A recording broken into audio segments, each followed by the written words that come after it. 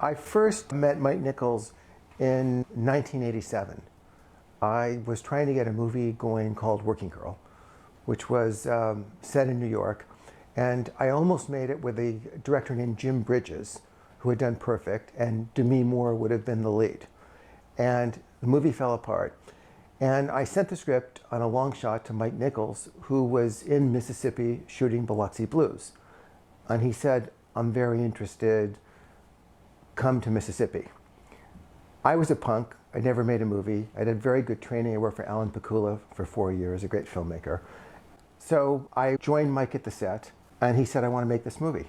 He was unbelievably kind, collaborative, and that's how our association began.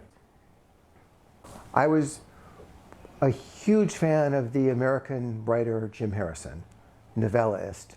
And after Working Girl, Harrison Ford called me and said, "Hey, I want to do a Western. I want to do it with this guy, Jim Harrison. So you should meet him."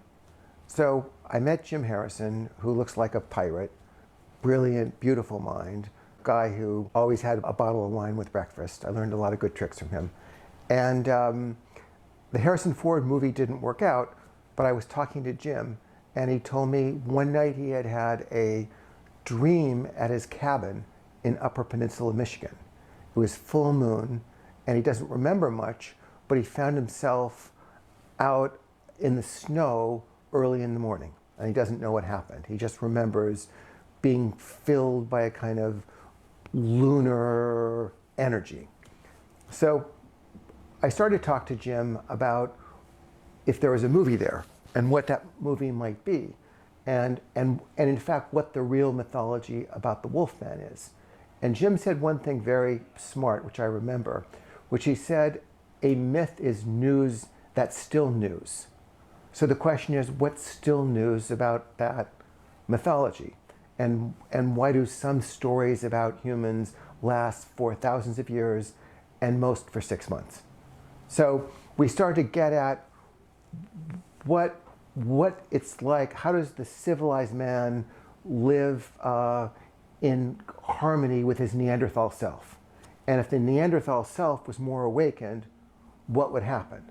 So we started to talk a lot about a beleaguered Willy Loman kind of guy who's beaten down, squashed by society like most of the rest of us.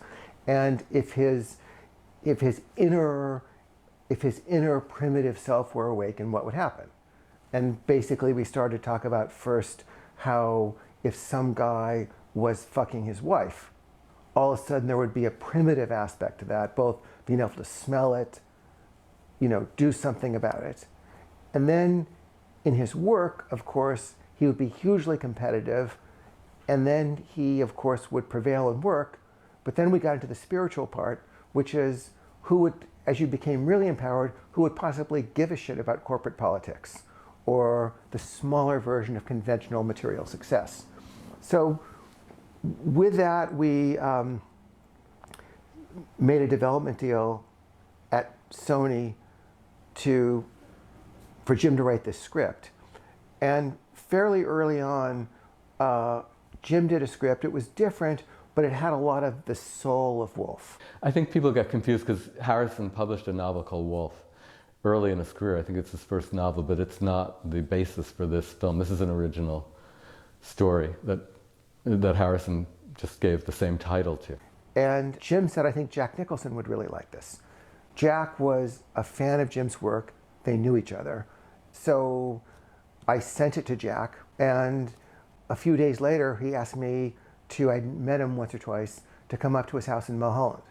And I went up to his house in Mulholland, and one of the first things he did is, as I was sitting waiting to see what he was going to say, is he started to tease me with how fucking lucky I was that he was going to take on this character.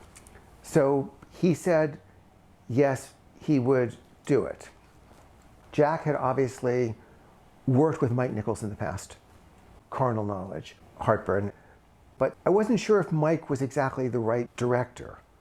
And yet, at the same time, I was really curious because Mike has such a crystal clear brilliance and such a behavioralist of how he would respond. So I sent him the script, and he basically said, "I'm in." Mike Nichols is so far my favorite brain I've encountered in my life. It's a beautiful brain. First of all, his intellectual, analytical powers are staggering. He's so thin-skinned, and his antenna is so acute, partly from his background of being German Jew, accent, the alopecia, being bald. And so he has such heightened artistic antenna. And then he has an alternate side of him, which is the most breathtaking analytical mind, where he can find words for things, whether it's talking about performance or ideas. He can find words that elude most people. Mike was a very intelligent man, and I'm not. So we didn't bond on that level, and I think a number of times he would use words that were beyond my vocabulary. And he has a joy and a kindness. So as an artist, what I always think about him with actors is I always think about him, if you think of the metaphor of a director takes an orange, and the director, you see how much of the actor's fruit he can squeeze out. And I've worked with a lot of really good directors. So Minnie could take this actor's fruit and it'd fill a cup like this, and it would seem more than was in the half an orange or apple, whatever. And with Mike, literally, he'd start going like this, and you'd need a bathtub. And so he did it both as a lover, because he loved the person, and because he loved them, saw them, and his adjustments were so loving but specific. He could put into words something that would free an actor blocked at some line they didn't quite understand. And so it was remarkable to watch, both from his improv life, all of that. Frequently would have lunch with him, and he'd remember a line of poetry and start to tear up. And when he was mad, he could wither people. With his words, he could eviscerate them, which was part of his history growing up, where he was very vulnerable, and his words were his swords. So I never liked a director more, never respected a director more. So even though it wasn't clear if he was right, we'd become very friendly, and I just had the deepest fondness for him. So I sent it to him, and I realized there are two versions of the movie that could have been made. Many, but there were two in particular. What I realized about Mike's version was that a lot of what he brought to Wolf was loss. And this is a death. And this man is experiencing a death. What Jim Harrison and I, and also Jack, had been working with is a celebration of oblivion, whether it's meditation or drugs or just getting the fuck out of your head. So both forces were very much a part of the movie. So one conversation would be, well, he'll no longer remember Keats. And then the other conversation would be, but now he is a poem. And anyway, so it was a interesting formative push and pulls. So we deconstructed the genre, and we really tried to use it as a mechanism to study character. So from pretty early on, it was saying, why does this genre work? Why does it speak to people? So even by the time Mike came in, it was already pretty much constructed as trying to say, okay, let's take all the longings, the sadnesses, the fears of normal life and heighten them, be in a heightened world and explore them, jealousy, envy, impotence. And so that was always the ambition. So we came at it not from serving the genre, but trying to use the genre to serve character. Jim is at his heart a novelist and a poet. And he didn't have that much familiarity with taking different kinds of subplots or different kinds of emotion and translating them through dialogue or scenes. So Wesley Strick, a very talented writer, came in and was very helpful with that, very smart guy. I knew that Jack Nicholson had agreed to star in it as Will Randall, the hero. And I knew that Mike Nichols was directing. And I guess I knew that Doug Wick was the producer. And Amy Pascal, who was the head of production, I guess, at Columbia or Sony, whatever it was called in that period, wanted me to come in and do the next rewrite. Our credit says written by Jim Harrison and Wesley Strick, but we never met. I will say I don't think Jim was happy at all to be replaced by me. Nobody ever said that to me directly, but it was pretty obvious from the signals that I picked up. And what made matters a little even more complicated on that score was the fact that Jack Nicholson was a very good friend of Jim Harrison's for many years. I met with Nichols. He was very friendly and just extremely approachable and nice. He seemed happy to know that I was amenable to working on the movie. I guess we talked generally about it. And I think I said to him, probably at that first meeting, I asked him, Mike, what is it that you want from me on this draft? And he said, I want you to write me scenes that I can direct. That's exactly what he said. And from that I took that he had somewhat of the same reaction that I had had to Jim's script. No disrespect to Jim Harrison. The script was very much, I would say, like a novel, tabbed and with margins to make it look like a script. But to me, it didn't really read like one. It was full of sort of interior kind of ideas, thoughts, stuff that would be very hard to put up on the screen. Harrison has a kind of point of view, obviously, about the world and about men in the world. I think his great theme is masculinity and how it is thwarted by civilization and how men sort of are out of touch with their primal selves or their primate selves.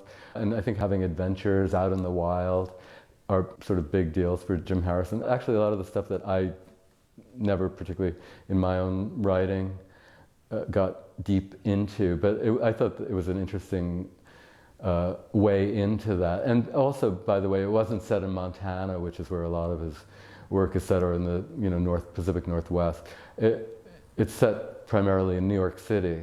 And I'm from New York City, so I felt that I had that connection at least, even though I'm not a manly man and I don't write that kind of stuff in general. I'm not interested in those sort of macho themes. I find them interesting, but they're not sort of my particular obsessions. But it wasn't that hard for me to imagine myself into this world, partly because Jim's story was set in Manhattan. But having said that, he made Will a lawyer in a white shoe law firm, like a pretty upscale law firm. And my first reaction was that I wasn't really particularly connected to that. I find that movies about lawyers there's a lot of them, and there's a kind of a cliche idea about law firms in Hollywood movies.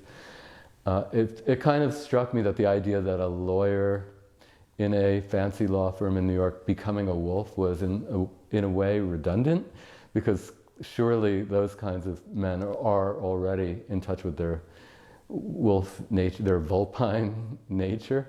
So I just wasn't that excited about writing a law movie. I had written one not that many years earlier called True Believer, a different kind of law firm, but it was a legal thriller. And I didn't want to do that again. I wanted to do something different and, to my mind, maybe a little fresher. And so one of the first suggestions I made to Mike and to Doug Wick was that we make Will an editor, like an editor-in-chief at a publishing house. I just thought that was a more fun, fresh idea for this kind of a story. And also I had worked in I guess it was the early 80s in New York in a small publishing company. I was a very junior editor, but I had sort of done time in a publishing company in New York. And I learned in that year or so that I worked in publishing, enough about the world, I thought, to dramatize it convincingly in a film. And Mike absolutely said, sure, let's do that. He was really agreeable to that. I didn't have to really fight for it. Maybe 6 weeks, very intensively, we would meet almost every day in Doug's office and talk about the story in general terms and then sort of getting more specific. I could see that Mike wanted to get back to New York, back to his office on 57th Street in Manhattan, and just sort of be alone with me, the writer, and get into a more intimate collaboration. But Doug, being the producer of the film, really wanted to get his 2 cents in, and he did. And it was very helpful, I think, for the three of us to hash out some of the early ideas for the new version of the story. And then I started taking frequent trips to New York to work alone with Mike.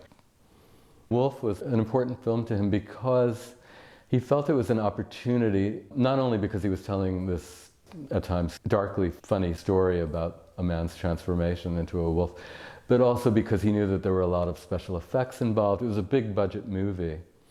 And I think he was hoping to reinvent himself as a kind of modern, I think he was about 60 years old when we started working together, and he really wanted to stay relevant and to make the kind of bigger budget movies that Hollywood was making then, with big special effects and sort of spectacle. And he was very interested in my collaboration with Tim Burton on the Batman film, and he would ask me all about it, and I think it was part of the reason he was interested in working with me, that he, I was younger, I was still in my 30s then, and he knew that I was sort of plugged into that more kind of current world of Hollywood filmmaking. And also Elaine May, Mike's longtime partner, did a lot of uncredited work. She's just so brilliant at scenes. So if you're playing with a scene between two actors, I mean, the idea of she and Mike can practically improv it, and you have, two of the best improv people of our lifetime. So after I was done with my rewrites, and I did quite a few, I mean, I think I worked for about a year on the movie, Mike brought Elaine in to rewrite some of the dialogue that Michelle does. Elaine Found a lot of those words, and there's no situation where, particularly with she and Mike, I mean, it's like having the Keystone Cops back together, just from the way they played with words. So yes, so particularly in anything in a relationship, and also just having a little fun with the gothic nature of the story. We went back and forth, and so Alden's age changed, and I remember a really startling day when, early on, where Nichols and Doug Wick and I were all sitting in Doug's office talking, and Doug's assistant knocked on the door and said, "Mr. Jagger is here."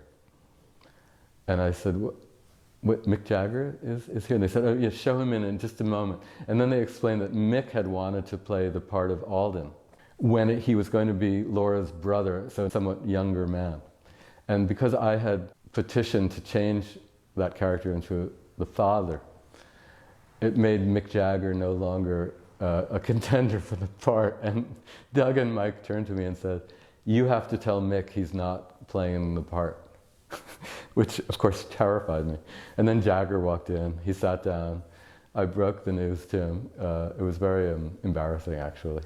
I got home one night, I live in Westwood Village, and while we were casting, and there was a message on my machine, and it said, "This is Marlon Brando, can you call me?" And so I didn't know if it was real or not, but obviously I revere Marlon Brando. And so I called the number back, and it was about 7:30 at night, and it was Marlon Brando, and Jack had mentioned there might be a part in this movie for him, which would have been Michelle Pfeiffer's father. And so I'm talking to him, and I'm also kind of aware the guy needs money. So here's Marlon Brando hawking for this kind of minor part, and right away I didn't think he was right for it. I thought he would destabilize it too much. He was thought it would become a little too much the Marlon Brando movie, even though he's so gifted. So then I had that horrible job of sort of handling someone, and a little bit like this great artist kind of saying, "Well, we'll think about it. Yes, we're so happy you're interested." Anyway, that was a little icky, but a great phone. Of the night, and he goes out and he hunts and brings down a deer. And I wanted to get all the details of that scene right and be very specific about it. Just help Mike sort of break it down visually and just do my part to envision it. And as I'm working on it, I realize that just out of my field of vision there's some movement, and I look up through the glass bricks, and an actual deer has moved sort of right in front of the glass bricks and is standing. I guess he's maybe heard the typing on my computer and froze right there. And I was absolutely awestruck by what was happening, that I was working on that scene and trying to get into Nicholson's head as this half-man, half-wolf predator. And suddenly the very deer that he was stalking was actually standing in Los Angeles, right outside my window. And I snuck away from my desk. I found a camera. I went outside and I took a photograph of it. I have that photograph. That was an amazing thing. The audience wants to feel like this is what it's really like. So that's what he set out to do. To sort of say, yeah, you've seen the werewolf movies. Now we're going to tell you what it's really like. So that was sort of how he proceeded. And I was very aware of Rick Baker's work. And I also knew Rick Baker is the best. And the best in that he has no desire just to replicate genre. He understands all the tools in makeup arts, but he's finally a storyteller.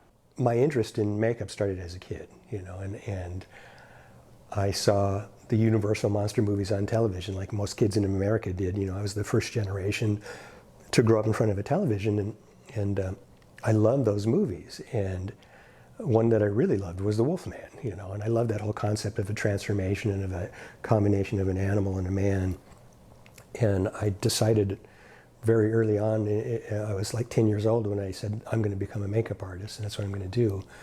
And I knew that I liked hairy things, and so I taught myself how to deal with hair. It's kind of a lost art. There's not a lot of makeup artists that are good at actual laying of hair, and I knew that I wanted to do a lot of those things.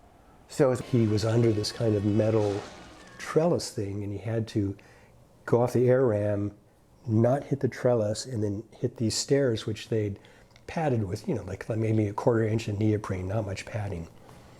And I'm watching this, and Keith had a stunt mask on. We had this rubber mask to make him look like Spader, to a degree, anyways, as best we could. And I watched him do this thing, and when he hit the stairs, he hit so hard it knocked him out. He was totally unconscious.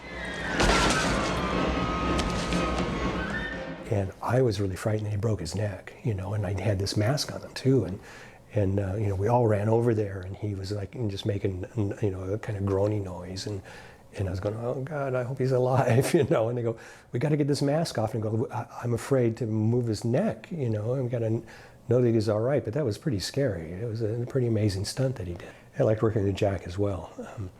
An interesting story, because Jack, one of the things he said to me at the first meeting at his house, when I said, I showed him the pictures and I talked about gluing hair on, he said he's allergic to spirit gum.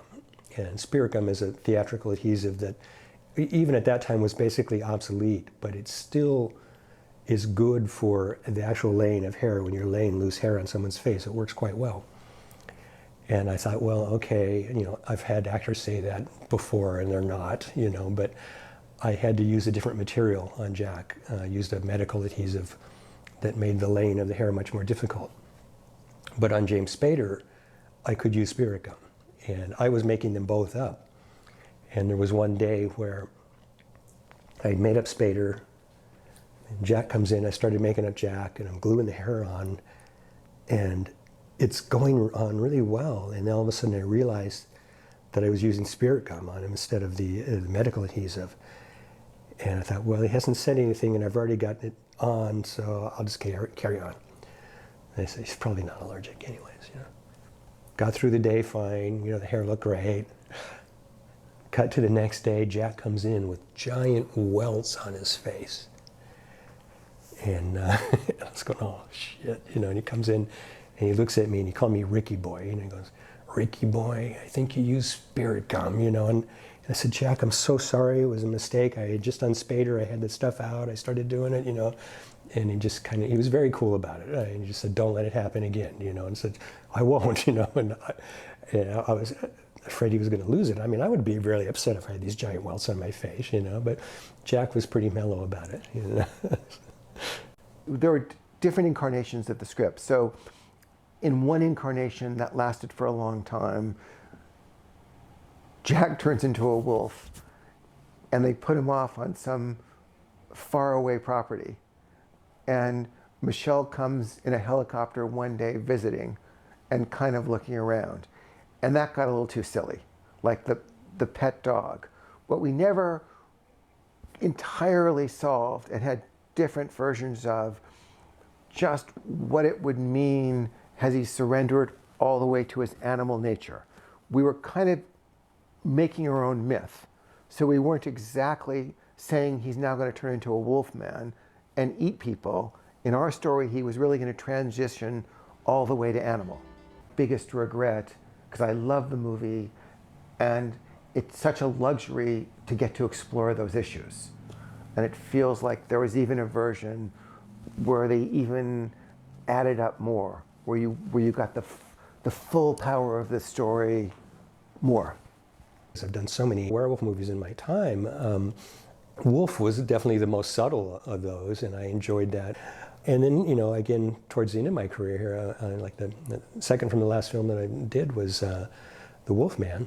And again, I was excited to be able to do a film at Universal called The Wolf Man, which is one of the main reasons I ever got into this business. So I kind of have been, stuck with hairy characters, either they're werewolves or apes, and which was fine with me because I really enjoyed both of those things.